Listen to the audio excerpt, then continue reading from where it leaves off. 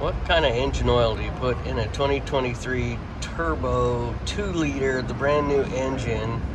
The engine oil cap is right here. It says 0W-20. Absolutely everything I read and researched said 0W-20. Quick stats to change it takes 5.5 quarts of oil.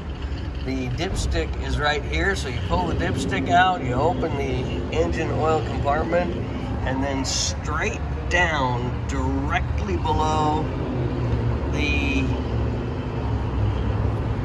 oil dipstick on the bottom of the engine, it's really convenient to get to the filter. So I'll go show you that.